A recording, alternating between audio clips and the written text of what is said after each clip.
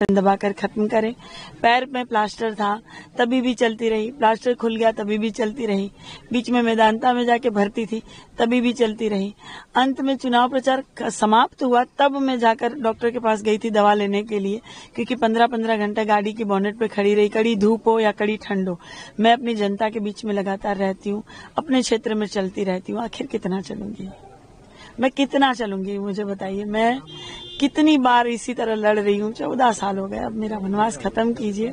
कल आपका एक भावुक अपील था, आप अभी भी आपकी आंखों में थोड़ी सी वो भाव दिखाई दे रहे हैं। कल आप रोते हुए सामने आई, आपने वोटर्स से अपील की कि आप वो वनवास खत्म कीजिए, हमको वोट करिए। तो आपको क्यों ये भावुक अपील करनी पड़ी, जनता से ये ऐसा जुड़ाव क्यों आप बनाना चाहते? देखिए, मैं लोग अभी भी भावुक हो रही हैं। लोग आज आपका जन्मदिन है। जी, लोग चुनाव जीतने के बाद भी नहीं आते हैं। मैं चुनाव हारने के बाद क्षेत्र में रहती हूँ, पूरी सुख सुविधाएं छोड़कर अपनी जनता के बीच में, अपने लोगों के बीच में उनकी समस्या का समाधान भी किया। मैं किसी गांव के प्रधान नहीं हूँ, कोई बीडीसी नहीं हूँ, तभी भी दमदारी से लड़ती हूँ। तो जब कुछ बना देंगे तो कितनी दमदारी से आवाज उठाऊंगी, सड़क से लेकर संसद तक की। हाँ, अपने परिवार से अपील करने के समय थोड़ी भावुक हो गई, क्योंकि मुझे ये लग रहा था कि सर्व समाज मुझे वोट दे रहे हैं और निषाद समाज भी दे रहे हैं, फिर भी कुछ जगह ऐसे हैं कि मुझे अपने परिवार से अपील करनी पड़ रही है। तो कोई अपने परिवार से अपील करेगा तो भावुक हो जाएगा थोड़ा। आप लोग कांग्रेस पार्टी के साथ अलायंस में चुनाव लड़ रहे हैं। आज मुख्यमंत्री जी ने वोट डालने के बाद मीडिया इंटरेक्शन की, उसमें उन्होंने कहा कि आज आपकी रिव्यू मीटिंग हो रही है दिल्ली में, वोटिंग के बाद ही आप लोग अलग अलग हो जाएंगे, कई फाड़ हो जाएंगे इंडिया अलायंस के। वो लगातार आक्रमण कर रहे हैं आप लोग। देखिए, उनके कहने से कुछ नहीं होता है। उन्होंने कहा था 15 लाख आएगा, लेकिन किसी के खाते में नहीं आया। उन्होंने कहा था 2022 से पहले पक्का मकान बनेगा, 2022 से पहले 100 स्मार्ट सिटी बनेगी, किसानों की आय दुगनी हो जाएगी, गोद लिए हुए गांव जो है वो उनका विकास हो जाएगा।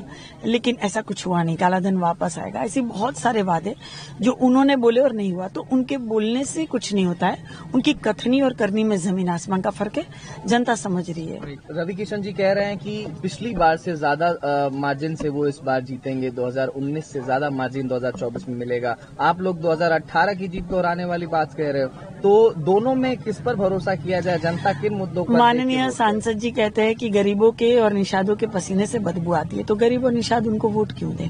माननीय सांसद जी कहते हैं कि हम साधु बन जाएंगे, हमको डर लग रहा है, हम हिमालय चले जाएंगे। तो जनता क्या आपको हिमालय खोजने आएगी? जब हिमालय ही जाना है तो कुर्सी का मोह छोड़ दीजिए। तो फिर आप राजनीति क्यों कर रहे हैं? फिर आप जो है वो चुनाव क्यों लड़ रहे हैं? वो बाहरी है, जौनपुर के हैं, मैं घर की हूँ, मैं यहाँ की लोकल हूँ, बहुरिया हूँ। हम पूछते भी है सवाल कि माननीय सांसद जी को कहीं देखी हो बहनी? तो कहती है बहनी देख ले आई, टीवी में नाचत गावत देख ले आई, वैसे तो नहीं देखी हूँ। तो ये सारी जो चीजें हैं जनता समझ रही है। जनता अब तो भोजपुरी में बतिया के लोग से अपील करते हमें, गाना गावत हमें जगह जगह की रवि किशन के वोट दिहल जाओ।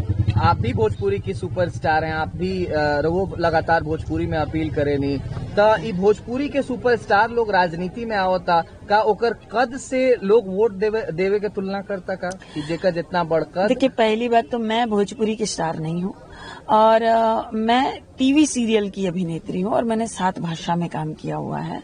और रही बात भोजपुरी की, तो बिल्कुल यहाँ की जो है वो मीठी भाषा है और हमारे संस्कृति है, भोजपुरी भाषा हमारी भाषा है, बोली है, तो हम सब बोलते हैं। मैं भी बहुत बोलती रहती हूँ, लगातार घर में भोजपुरी और हिंदी बोलते रहते हैं। तो मैं कितनी बार कहती हूँ जनता को कि बहनी जैसे हमन के रोटी पलटावल जाला ना, तो रोटी अल्टी पल्टी करल जाला ना, एक दरे रही तो जर जाई ना तो कच्चा रह जाई।